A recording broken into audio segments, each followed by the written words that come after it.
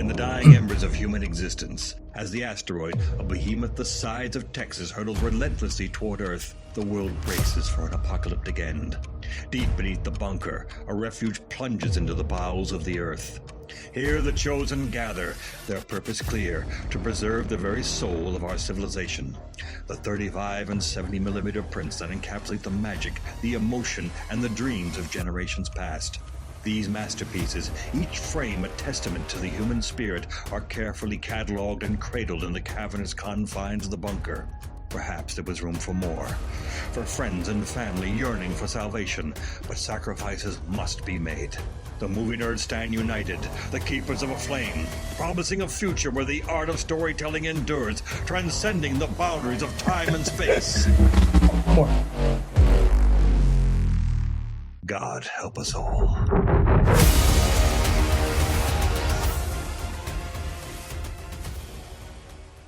Welcome to Back to the Frame Rate, part of the Weston Media Podcast Network.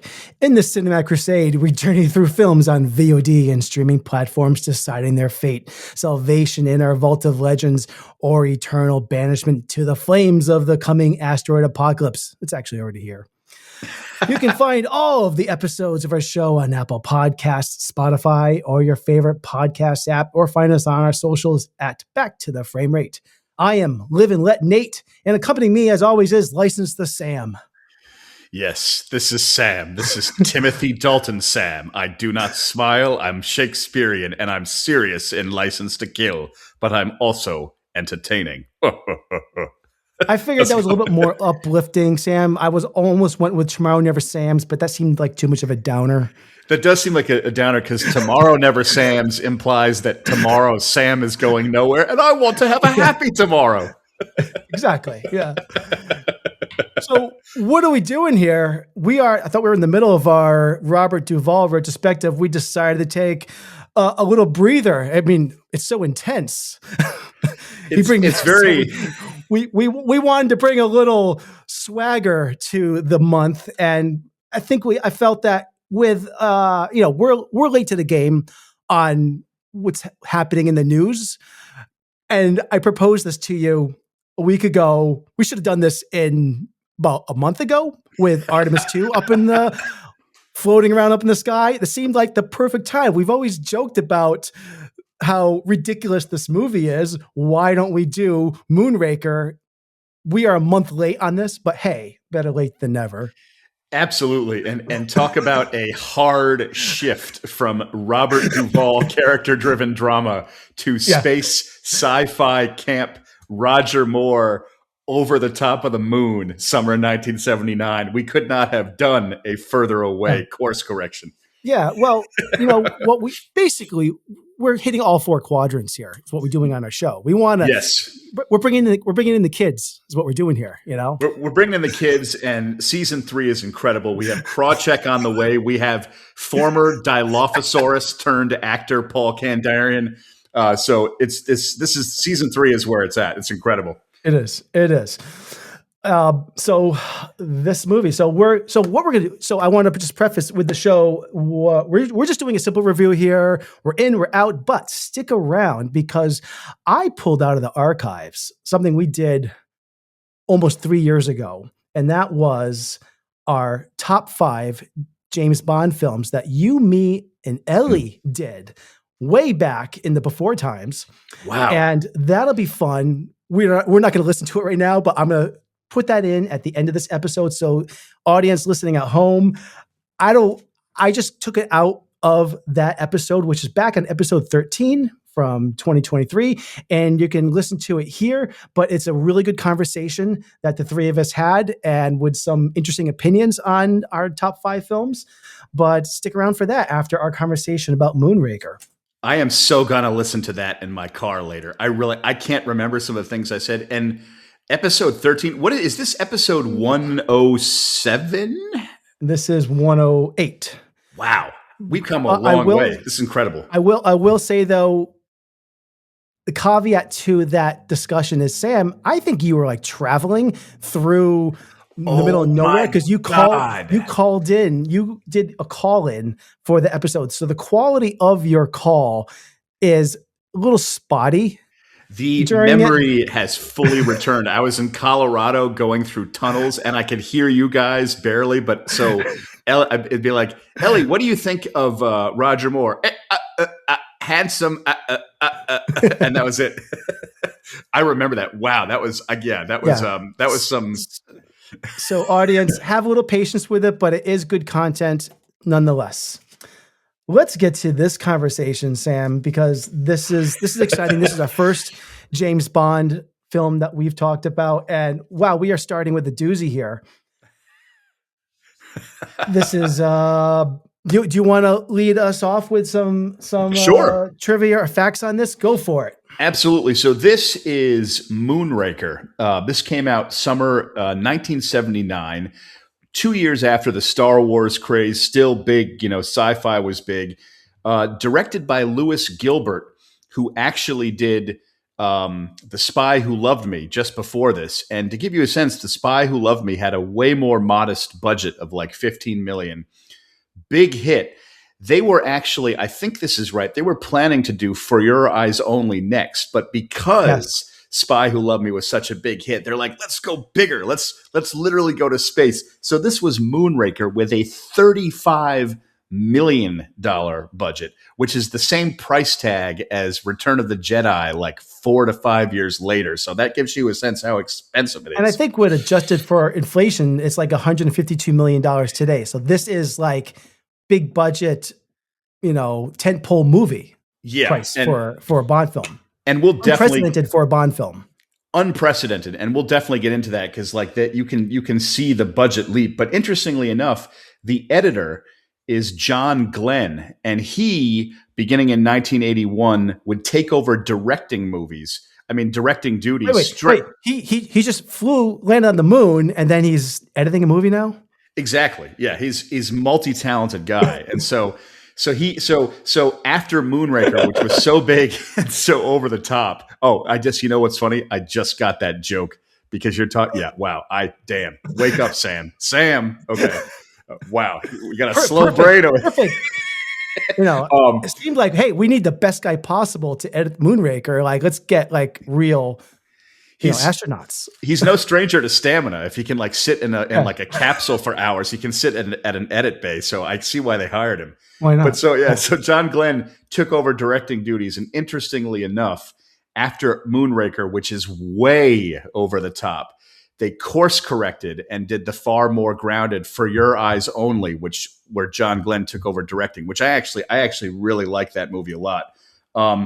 Also, just a little fact, this was Bernard Lee's final outing as M before it, because he passed away in 1981. So I don't think he was in the beginning of For Your Eyes Only. I mean, I don't think he's there. So this is his last movie. This was his last. Yeah, he did 11. He played M in 11 films.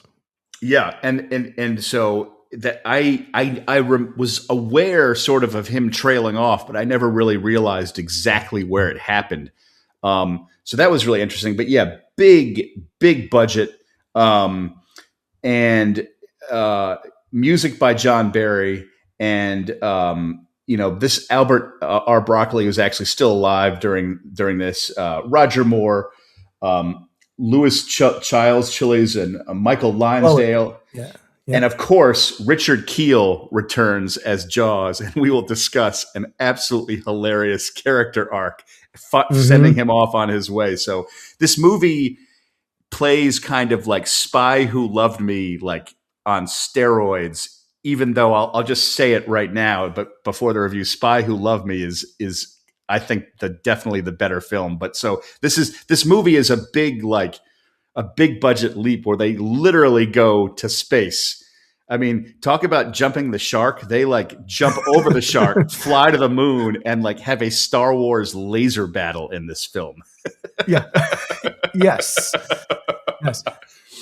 Though we have to say that despite that, this movie was incredibly successful financially. Box office global was $210 million, which is about $870 million today. An amazing return on investment. So despite what what people think about this movie, it did amazing for what it was. So it did amazing. And this movie, from like what I've seen, it produces a strong reaction. Like, I feel that people are either as like, this is the worst James Bond movie I've ever seen, or this is highly entertaining. Yes, there's middling opinions, but it's kind of a divisive Bond in the sense that it's a lot of fun. But yes, it is way, way out there. So, because I love the play the box office game with you, Sam, I pulled up a little bit here. This was not easy to do for the weekend this came out. This came out in the US on June 29th and in the UK on June 26, 1979. There's only shows on Box Office Mojo. That's my go-to source for all these things. 3 films were reported that week. The Moonraker was number 1, grossing $7.1 million. Do you have any idea what number 2 would be this weekend? I am not going to cheat, not going to look at Google. I'm going to try to see, let's see, summer 1979.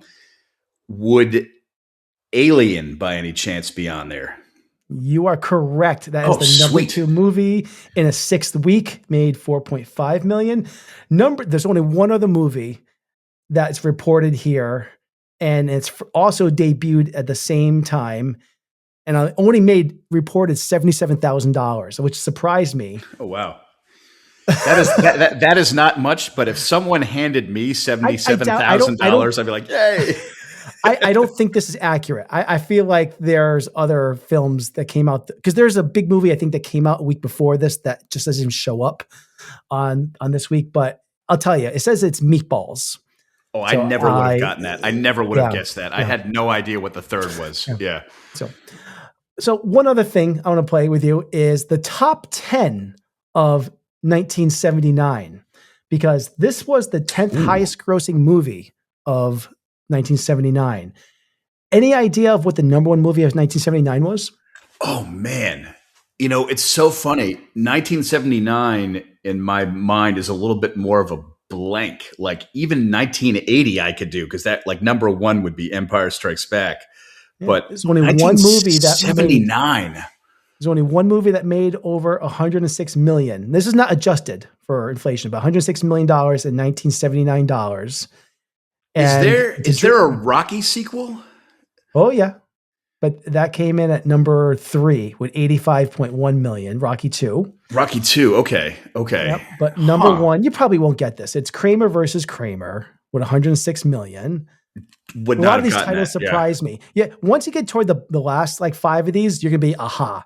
But number 2 was the Amityville Horror with $86.4 million. Okay. Rocky 2 was number 3. Number 4 was Apocalypse Now with $83.4 million.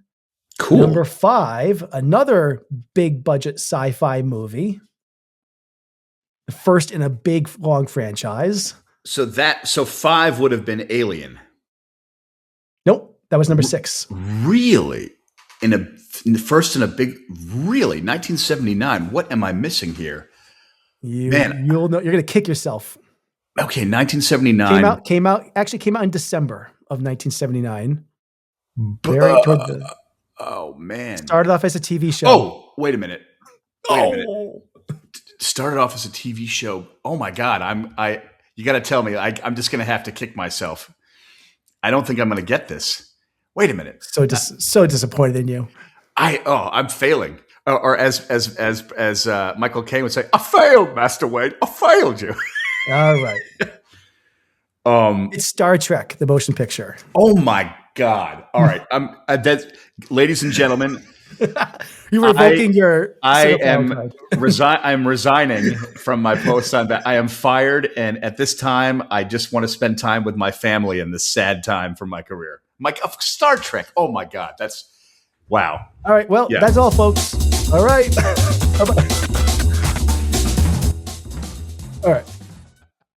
All right. Wow. All right. And the last couple here, I'll just, a few big ones here. The Muppet Movie. Love the Muppet movie. 76.6 movie. This one I would have never guessed. 10. I think it's Blake Edwards. 10, 19, 74.8 million, and one of my all-time favorite comedies, The Jerk, 73.7 Oh God, million. love The Jerk. Number Love 9. it. Yeah. Okay. I love the Muppet movie. I really love it. Like that's like in my top 20 for like just pure enjoyment. So one other note here. Okay, this movie is Academy Award nominated. Did you know that? Really? Moonraker? Yes. For best sound design? No. Visual effects. Visual effects. Yeah, I can see that. Yes. Yeah. And it lost to Alien. That it should have. As it should have. As it should have. That if that beat, like, my God, because Alien doesn't have matte lines around the ship. But yeah. All right. Well, let's get to our thoughts here on this film. But first, I will throw in this glorious trailer for this.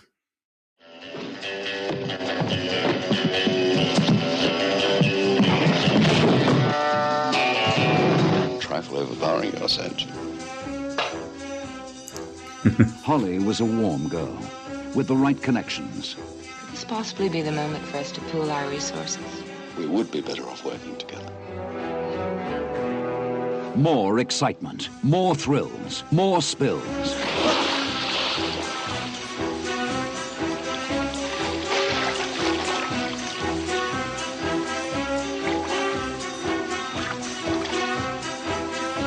And guess who's dropped in for a bite?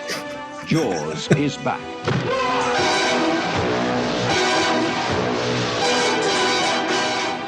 An entire city in space.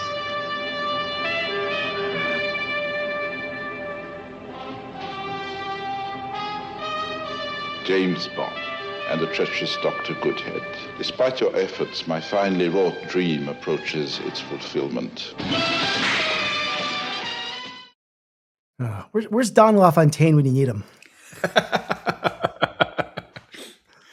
Oh, well. Okay. The little plot synopsis here. I found one somewhere. Yeah.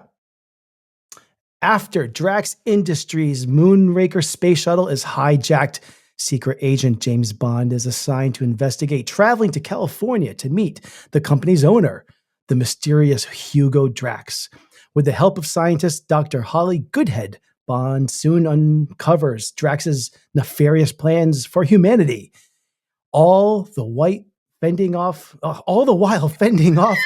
old nemesis Jaws and venturing to Venice, Rio, and the Amazon, and even outer space. Wow, I need to find shorter synopsises. Okay, Sam, what say you? Give me some initial thoughts on Moonraker, and then we'll just tear this thing apart.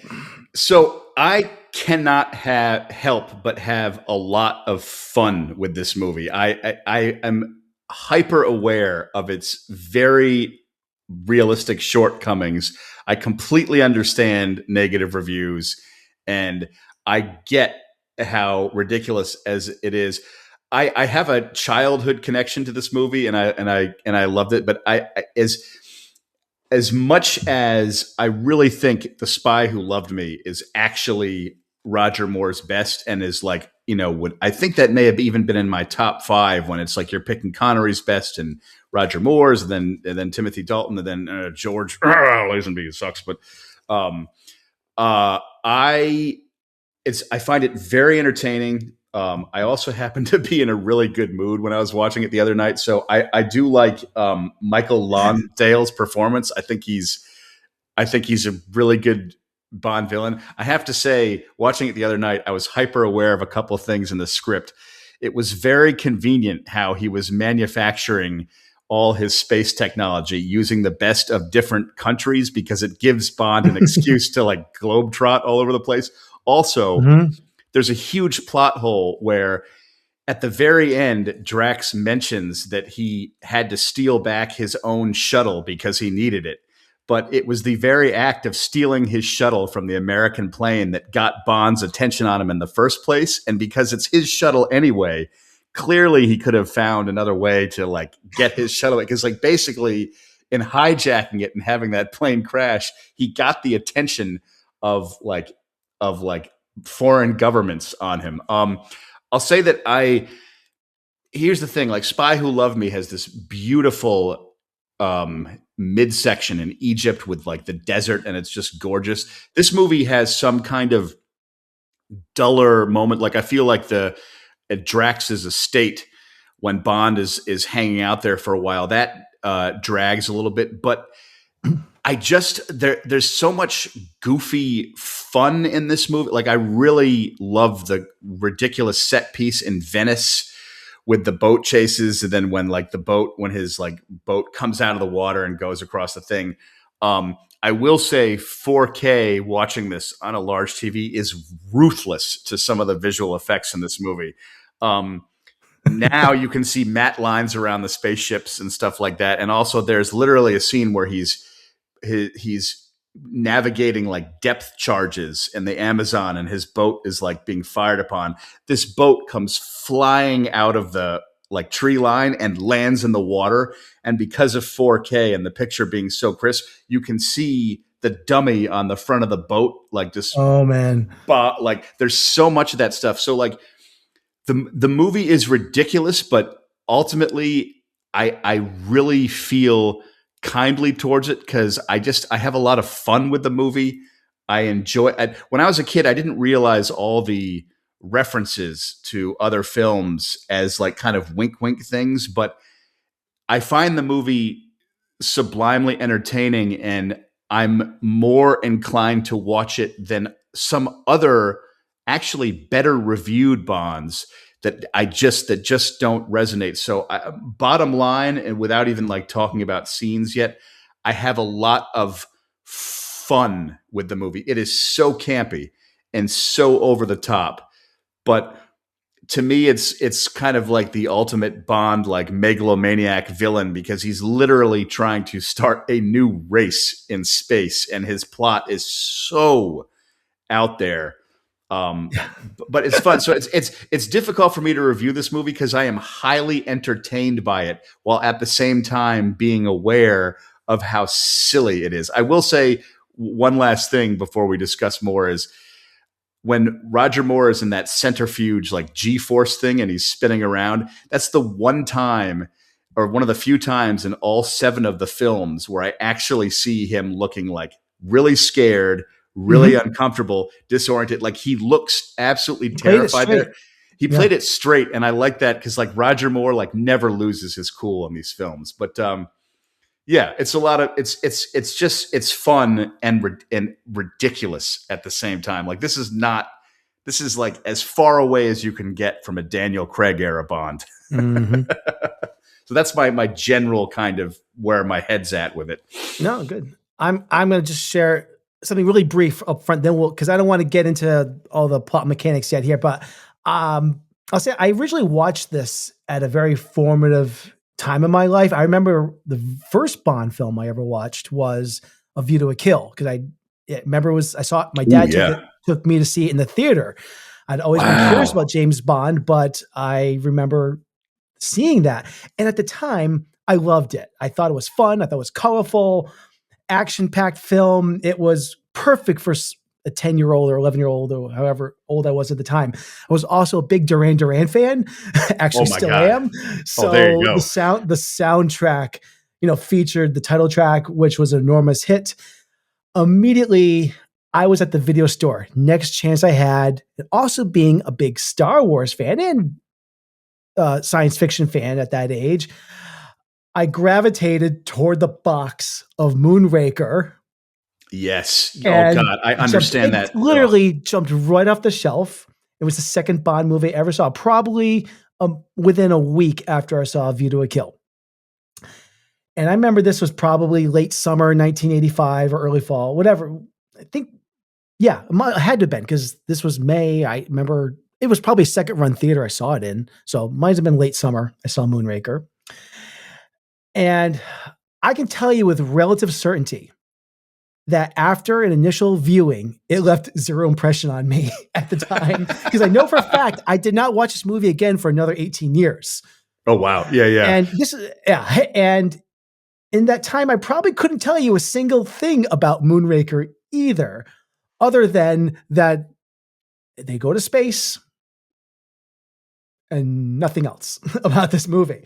Now, this movie has had a bad reputation in the Bond film oeuvre. Oh yeah. Oh, for sure. Possibly being the worst or in the bottom 2 or 3.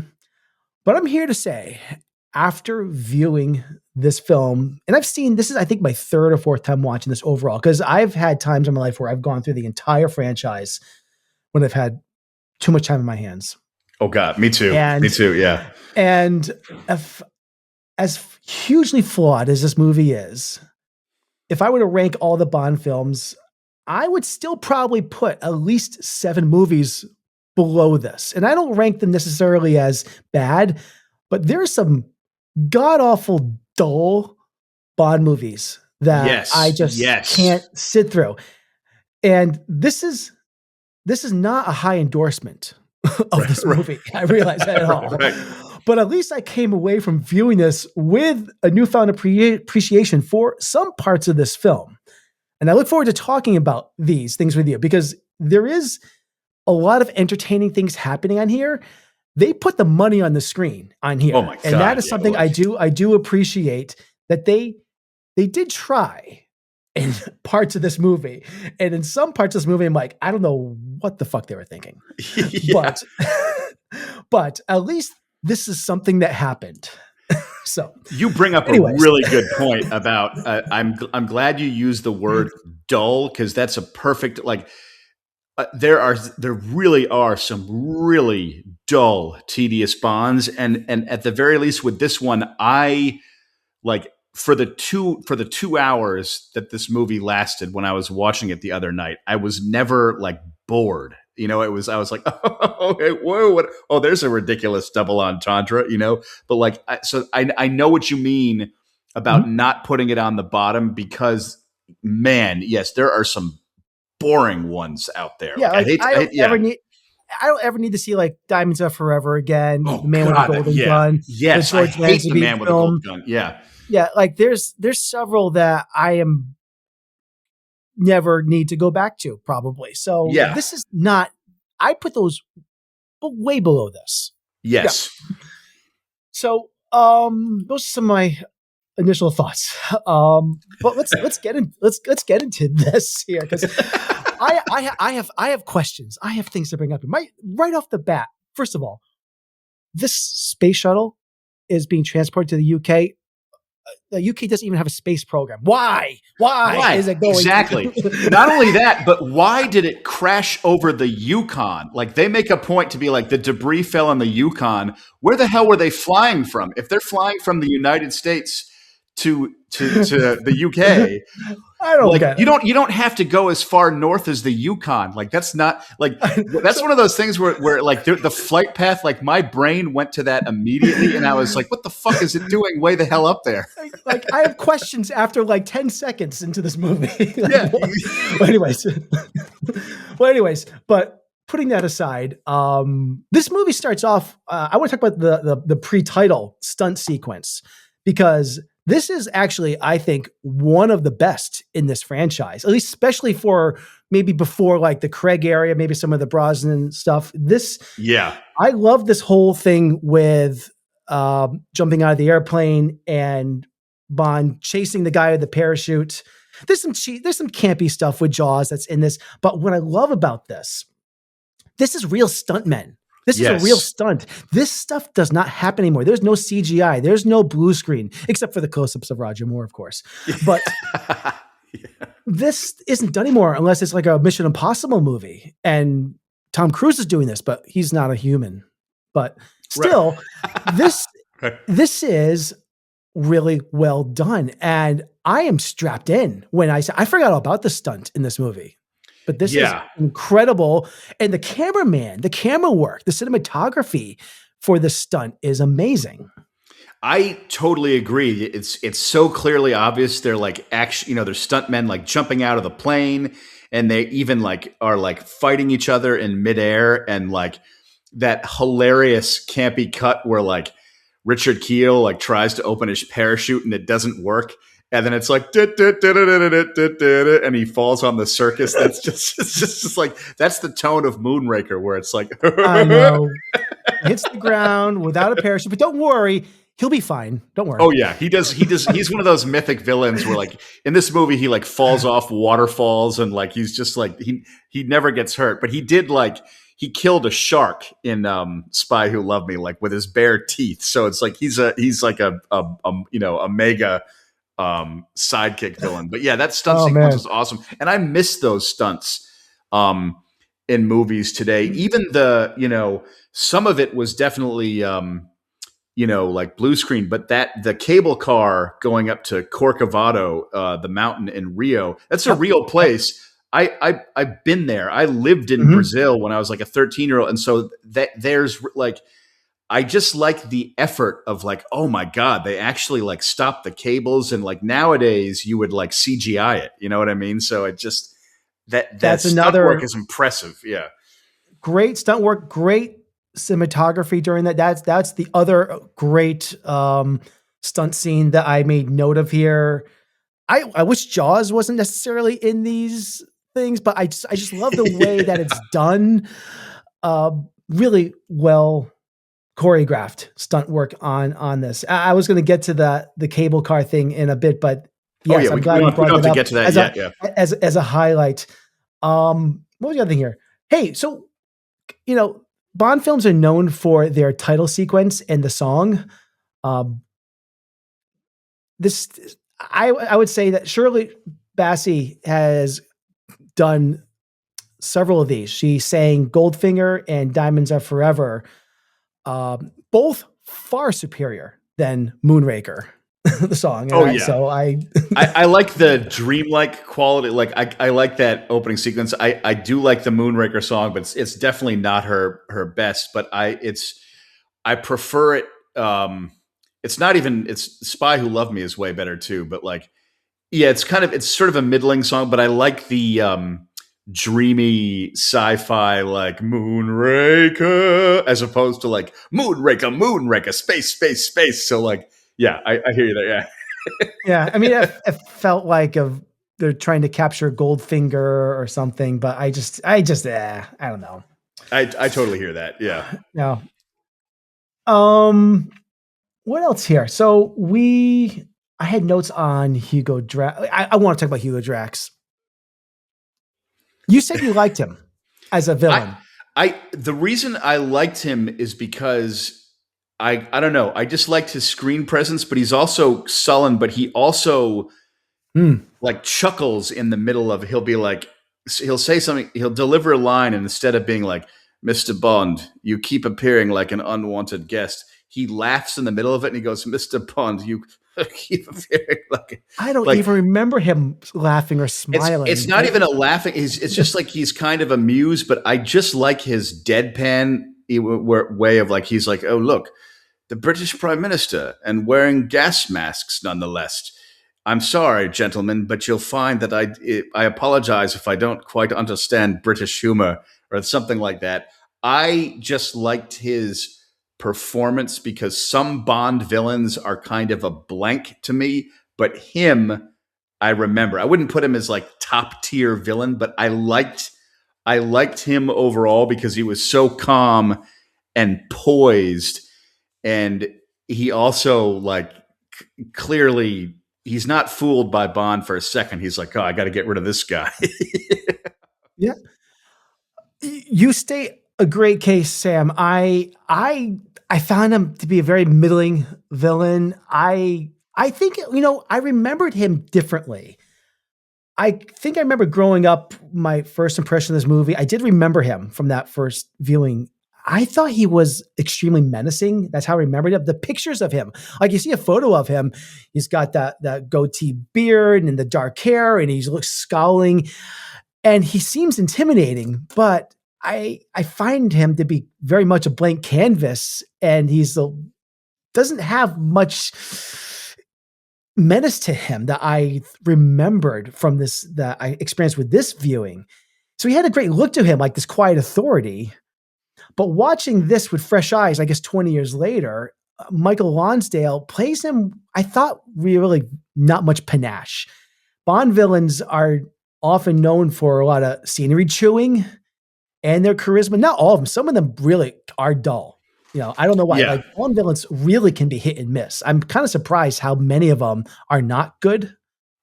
That's true. I mean, it's funny. Oh, sorry. Keep going. No, go ahead. Oh no, I was going to say, it's funny. The first one you saw in the theater was A View to a Kill. The first Bond I saw in the theater was 1989's License to Kill. And even though it's a totally different style movie in terms of Bond villains, I must say Robert Duvall as Sanchez was a scary villain to me because he was like a real world, like drug dealer who would like cut people's throats. And I was actually like, that guy actually made me nervous in that movie because he was less campy Bond villain and more like, values loyalty, but like really temperamental. And so that when I watch License to Kill, I'm actually always nervous when he thinks Bond is his friend. I'm waiting for him to discover who Bond really is. And there's like actual tension there. But yeah, just regarding Bond villains in general, So yeah, I just found Drax to just be uninteresting to me, and I guess it's just that his inflection isn't changing much throughout this entire movie. He, like you said, is a lot of deadpan delivering. I didn't think he's not going to crack jokes. I get that, and he's not really a large or intimidating man. And he's walking around like he's got a metal rod up his ass, and he's not even British. So he just didn't have personality. I just don't want to spend any time with him in this. I totally hear that. Yeah. He's no Aristotle Christos from Your Eyes Only. He's no Max Zorin. He's no General Arkady Grigorovich. Somebody that makes me feel something. And I'll tell you what, Sam, every villain is ruined for all time after Owen Davian. So every movie needs to have Philip Seymour Hoffman, Owen Davian from Mission Impossible 3. God. If they could just put him in all the Bond movies, then we got a movie. If Owen Davian was in it, you want to do it, Sam? Do the voice. I'll do it. If Owen Davian was in it, he'd be like, let me tell you something, Bond. He's like, you think you're going to stop my spaceship? You're not going to stop my spaceship. He's like, James, do you have a wife or a girlfriend? Because whoever she is, I'm going to find her. I'm going to find her and I'm going to hurt her. He probably is the one that killed his wife back in 1969. So or whatever movie that was. Exactly. He'd be like, he would have, and it would have happened. He would have and then he'd reveal it in the most like cruel way. He'd be like, so remember that time you were married? He's like, I just want to let you know it. It's like, it was a real pleasure shooting her. It was just, I just wanted to let you know that. And it'd be like, oh my God, he's a psychopath. Yes. I want that Bond villain. I want that. What do you think of and is it Lois Childs, or I always like, because her first name is, what do you think of her performance? Because I have to say, sometimes she's good, but some lines she delivers so flatly that it calls attention to itself. And I know the role is not like, incredible acting, but there's one scene where she's like stuck in the space station, or she hasn't seen Bond for a while, and she sees him, and it's the most false, like, James, like, I'm so happy to see you, but I don't know, I like her and like I like her as an actress, but I just, for some reason, she, like, the chemistry between her and Roger Moore is the chemistry between Roger Moore and the Russian agent in Spy Who Loved Me is, I think, way better. And I know that actress's name. My mind is like drawing a blank, but like, I didn't think it was bad. I just think she's not like amazing. I'm curious what you thought of her. Interesting. We might think about this differently. So I actually do agree. I don't know if their chemistry is great in this. I don't think this is Roger Moore's best work as James Bond. But I do think that Lois Childs is a very good Bond girl, and she's not a typical Bond girl. Yes, because I'd rank her in the upper echelon for these, because she's not some excuse the term, like some bimbo with a PhD. Oh, Denise Richards. I do. Oh my God. Yeah. I do wish her character was fleshed out a bit more, but she's playing with intelligence. She's got coyness. She's pretty straightforward. I think that she's great in this. I have no problems with her performance. Lois Childs. I think she's one of the high points as far as performances in this film. As far as the lead performances in here, I think she's very good. I think that she could be in better things. Yeah, I honestly, I really like the fact that she's also like a CIA agent, and that like hilarious scene where he's like, "Oh, is this a standard issue perfume?" And it's like lighter fluid. Like I like that. And to be honest, I do for the most part like her in this movie. I don't think I like. For me, it's not criticizing her overall performance. There's just some individual lines for me that read as like really flat, where I'm like, oh, I wish you guys had done one more take on that. But that's just me kind of like overanalyze. But overall, no, I do like her. I like her, and I like what her character does. And I do think they work well together, especially when they're both in the ambulance and they're like trying to trick that guy into like looking at her while like Bond kicks the fire extinguisher. And just they have a good dynamic. Yeah. The ambulance ride, aka Product Placement Boulevard.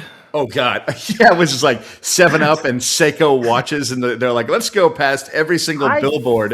I felt like I should start smoking Marlboros and fly British Airways by the end of that scene.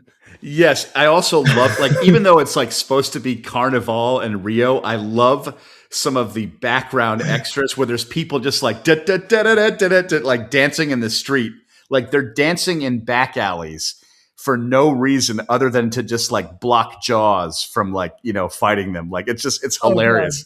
Oh, that's right. When they're in Brazil and like Jaws shows up and Bond is with this new girl, like he takes the bartender out. Is that what it is? Manuela? Is that who it is? Exactly. And back up for 1 second. He meets Manuela, and within a minute, he is already molesting her. Like, how do you spend 5 hours in Rio if you don't samba as he's disrobing her? That scene, I love it. I love it, but like talk about like a 2026 perception of that scene. That scene is borderline cringe because you're like, oh my God, he's like a predator. He's like, so how are we going to kill time? And then he starts unraveling her dress and you're like, Jesus. So casual about it. Yeah. So casual. Oh man. But you're right. All of the Carnival and so I forget what Manuel is doing, but Jaws showed up. By the way, creepy clown costume. That was scary. Yeah, that was horrible. Yeah. I remember being like unsettled as a kid watching that scene. Yeah. Yeah. Definitely. And he shows up and he is just kind of carried away by some party goers. My theory is he wanted to party with them because he could have overpowered them. The guy can kill a shark. He can like tear apart like a cable with his teeth. He could have like got away from those party goers if he wanted to. But this is his heartwarming, I think is what it is. Exactly. Like, they were brilliantly planting the seed that he's a good guy, because literally when you watch that, when he gets pushed away by the party goers, he makes this hand gesture like, all right. Exactly. Oh, we're jumping all around it. I don't care. This is whatever. I have so many notes, but whatever. What else? We need to talk of. We could, because I don't want to talk forever. I will say one thing I noticed that on this viewing, watching it very clear-headedly, one thing I noticed that I actually didn't notice as much before, because I haven't seen it in a couple of years, but like I liked how the like quote unquote like superhuman race, like supermodel people are like peppered throughout the movie from the beginning, more than I noticed. Like that there's two women at Drax's estate in the beginning. They show up in space. There's a woman at the glass factory. Just so you know, get it right. They're astro technicians. They're astro technicians. My apologies. Yes. My apologies to the beautiful women. Astro technicians. They are astro technicians who happened to be visually pleasing, perhaps, to someone in theory, but but I like that. Like, there's a woman that's working at the glass factory in Venice. I mean, in Italy, and she shows up later at the place near Iguazu Falls in Brazil. But they actually, part of that, they shot at the same place that Star Wars 1977 did. There's the one shot of the outside structure. It's not Guatemala. I've researched this and I don't have it written down, but like, they go to a place because Drax is using that orchid plant and like refurbishing it or whatever. And the orchid plant killed this ancient civilization. And so that exterior shot it's part of that like Mayan something that is actually featured more heavily in 1977 Star Wars. But I just like the fact, bottom line, the lengthy roundabout point I'm making is some familiar faces pop up. And what I do like about the script is, more so than in some other James Bonds, you see pieces of Drax's plan peppered all over the place. Like, there's physical evidence of what he's doing. I thought the plant and payoff was pretty good, as opposed to a movie like Octopussy, which I enjoy, but there are plot threads all over the place in that film that I find more confusing. Drax's lair. So you mentioned this. When Bond goes there. This is somewhere in the Amazon. He just has a lair somewhere in the Amazon. He does, and I was fine. It's supposed to be. Yeah. In the movie, it's a river that's not the Amazon. It's some tributary off of it, and they specifically mention the name, and I totally forgot. But like, yeah, so it's there. But I did like the fact the scenery was cool there. Yeah. This, by the way, maybe top 5 villain lairs in Bond. I really like all the set design for this. That first scene where all the astro technicians are hanging out, great set piece. Then you get that other room with all of those big monitors up on the ceiling. It's gorgeous. Yes. Where Drax is hanging out. And of course, the space station up in space as well. All of this, millions of dollars are thrown up on the screen. All this. I really appreciate that they put the money here for sure. Really well done. They really did. I actually liked how the space station, like, they put a lot of effort into its destruction. Like, it blows up in pieces and pieces are falling off. Like, it's first of okay, that space station blowing up, I saw the explosion and it looks like it just kind of evaporated in my viewing. Now, you saw it in 4K, I guess. I honestly, you know what I have? I have a DVD. All right. Oh, interesting. From back in the day. That was because this is actually not streaming. You have to rent it, or currently we just missed the window, I think, like a couple weeks ago, where it was on Prime or something like that. It was. And you know what's interesting is you can rent it in Amazon Prime, but it's only in HD on Amazon Prime. And I'm like, no, I got to find this in 4K. You can rent it in 4K on Apple TV Plus. And the only thing is 4K, like, I love the climax, but man, does it reveal, like, when there are tracks on the spacecraft, like, there are matte lines and there's areas of black where the stars are not there, because they're literally like, it's the matte lines are not as clean as like vastly superior work that, like, you know, Empire Strikes Back did. Yeah. But I was not giving these guys money. No. Yeah. I hear you. Honestly, I have it back in Massachusetts, but I'm in California, and I was like, I have to see it in 4K. You get Roger Moore commentary on the DVD. Oh, he's like, oh, I remember how hot it was in this set. Yeah. Yes.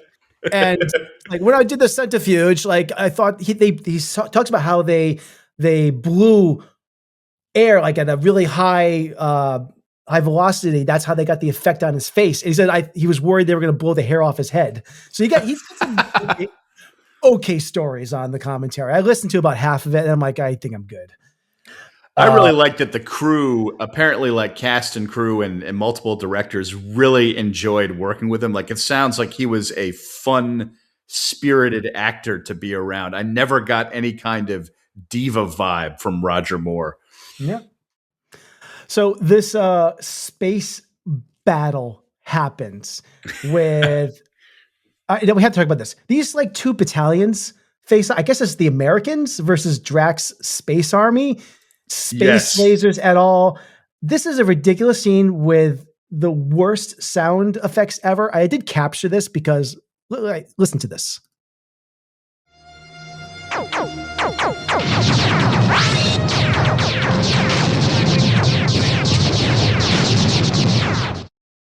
Like, is this like 8-bit Nintendo? Those sound effects could not get more like pew, pew, pew, pew, pew. Like it does sound like a Nintendo game. It really does. Yeah. It's pretty rough. So Bond kills Drax. He uses that Q's cyanide dart on him, and he goes out into space, and we get the line, "Where's Drax? Oh, he had to fly." I didn't capture that and feel like it. Drax has a girlfriend.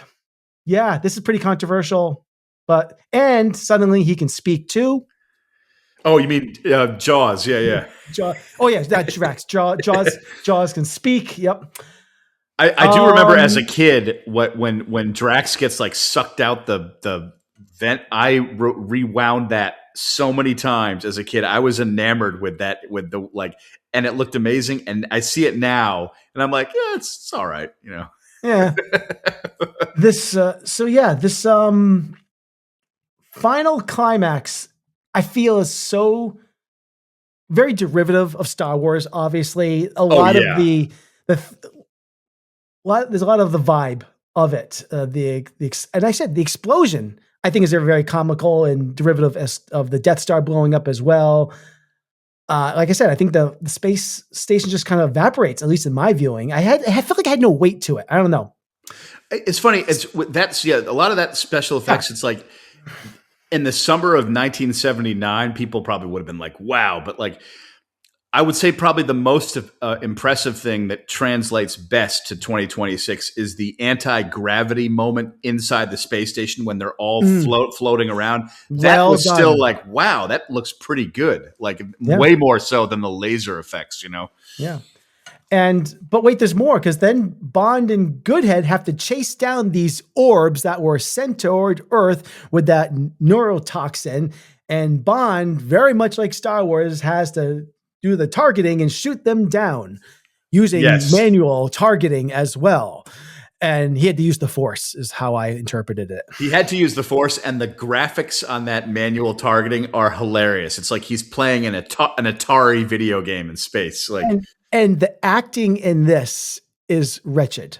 So yes. I actually captured this because this is worth listening to again. Automatic firing system negative. Must be the heat. Switching to manual.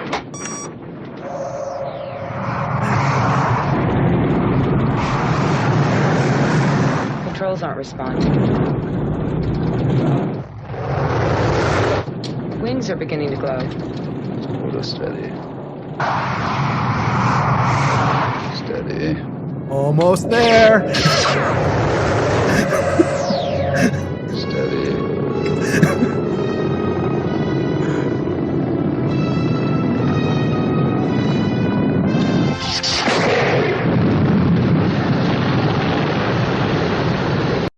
I literally half expected to hear right there, "You're all clear, kid. Now let's blow this shot and go home."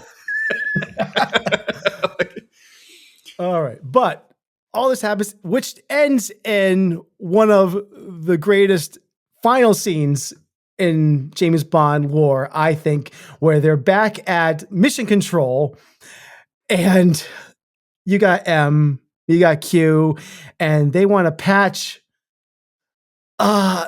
Bond into Buckingham Palace and was it the White House? Is it? I think so. Yeah. Yes. Yeah.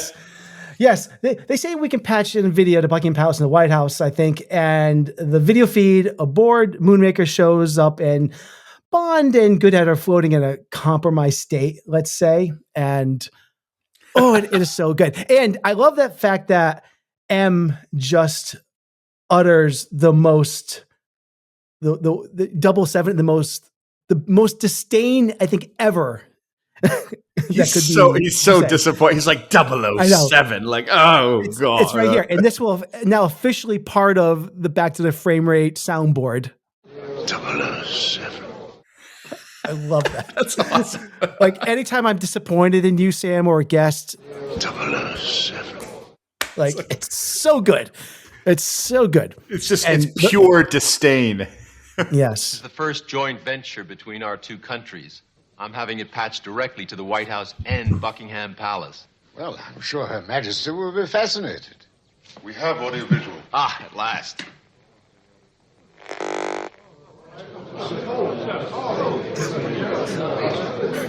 Love all the murmuring. 007. My God, what's Bond doing? I think he's attempting re-entry, sir. I've watched that on YouTube like 13 times in the past 4 days. Like I can't get enough. That literally deserves a slow clap. Like I love how Q is always tuned in. Like in some other movies, he's always like everyone else is like, what's Bond doing? And Q is like, oh. Yeah. Okay. You want to take a quick break and we'll get back with our rating and decision on this? Sounds good. All right. Just hold them off for a few seconds. Close up formation. Almost there.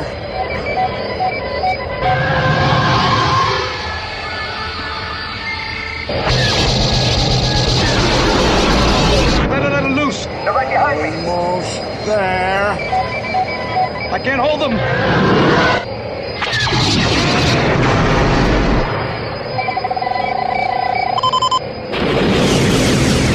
It's away!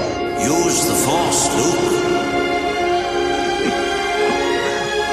Let go. His computer's off. Luke, you switched off your targeting computer. What's wrong? Nothing. I'm all right. You're all clear, kid. Now let's blow this thing and go home.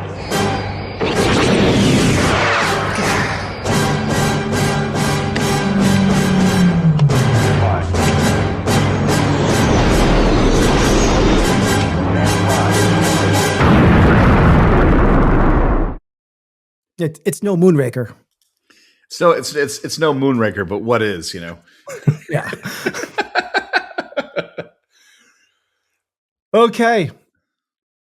Any last thoughts on? Well, we've already done that. Let's final thoughts on Moonraker, your rating and decision on whether we're going to save a pudge this film.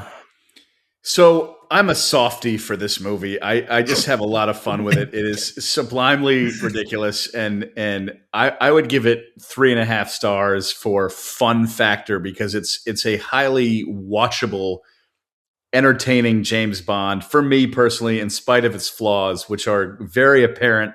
But the enjoyment factor is up there. So I would give it 3.5.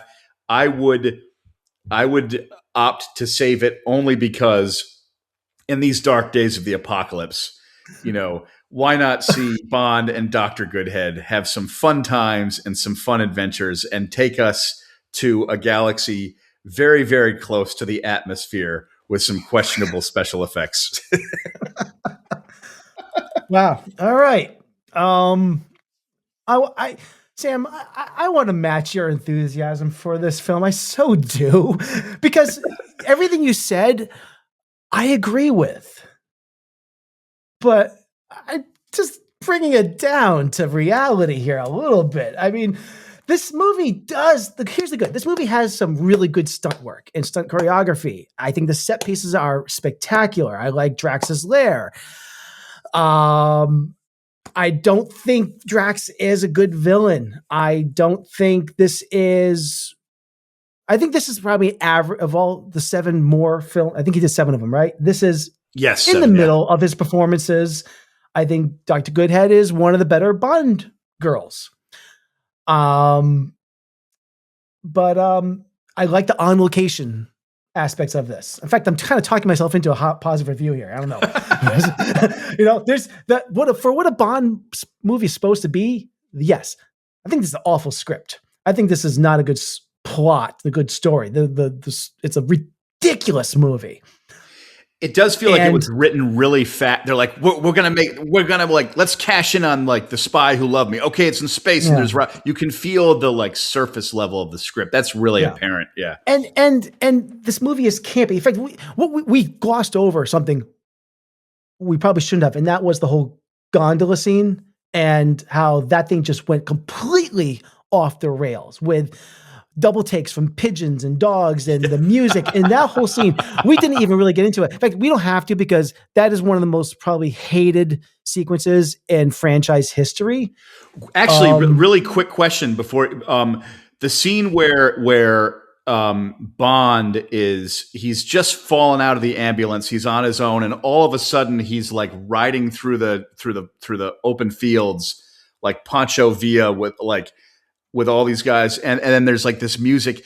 I know that's a reference to something, but I don't. Is that the Magnificent Seven? Oh. But what is that? Because no. So playing music, Davy Crockett music is what Davy it is. Crockett. Okay, that's what it is. Because I knew it was something, but I didn't know what it was. Okay, I was just curious. Yeah. I think it's Davy, or is it?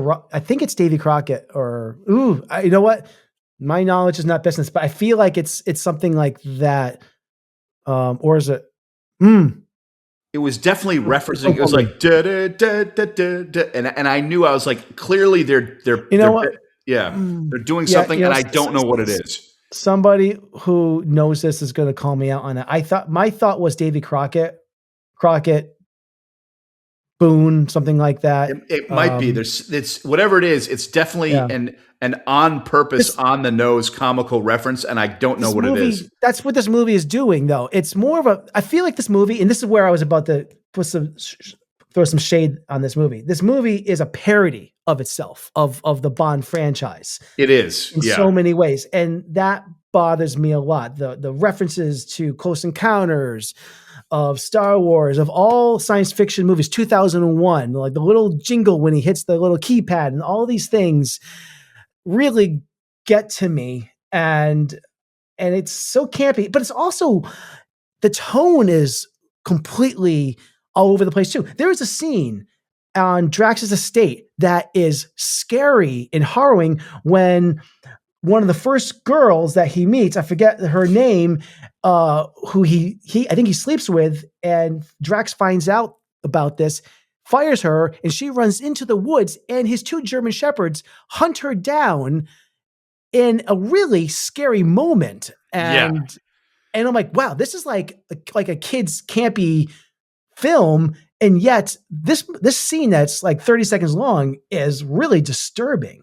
It was. I remember that as a kid. That scene really stood out, and like I was like, whoa. Yeah. Exactly. And there's moments like that of just campiness, and then there's parts of this movie that are just so dull as well.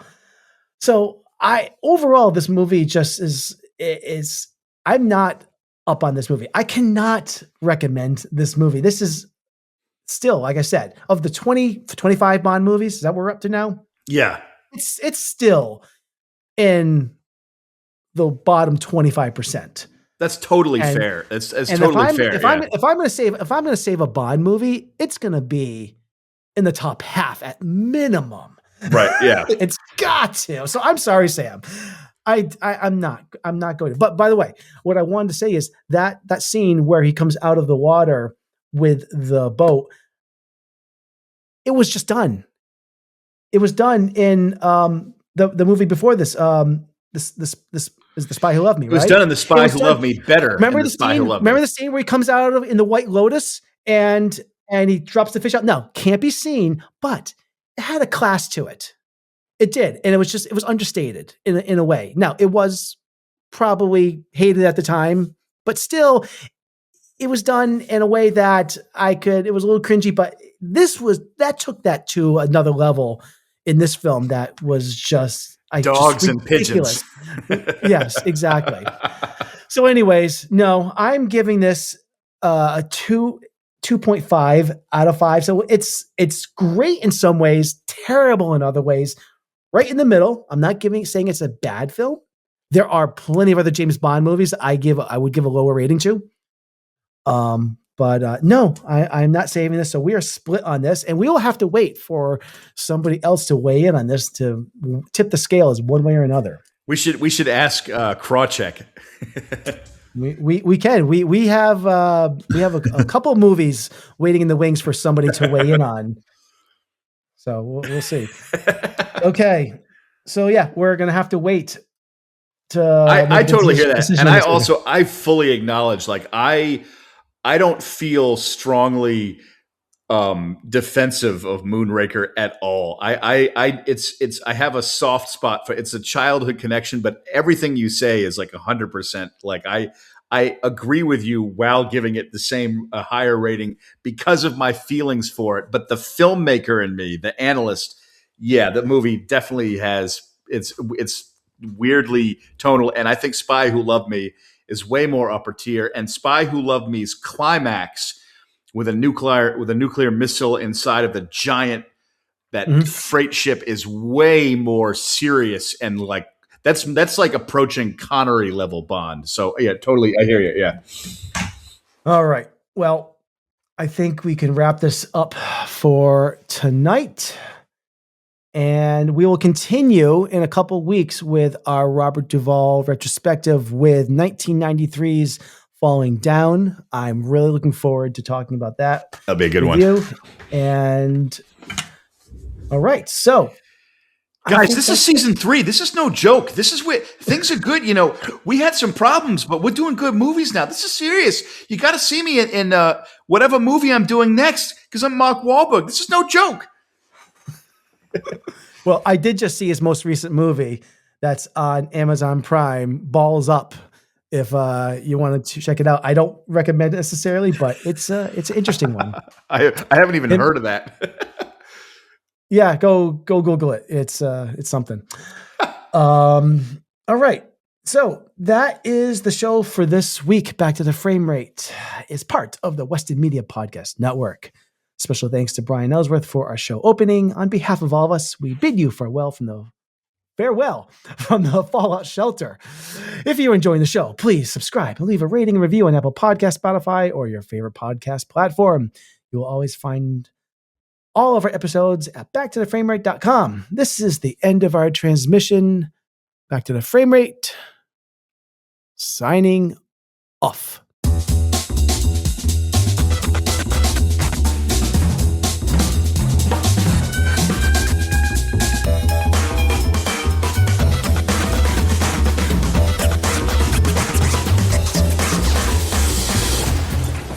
I want you to know it's over. Well, here's to us.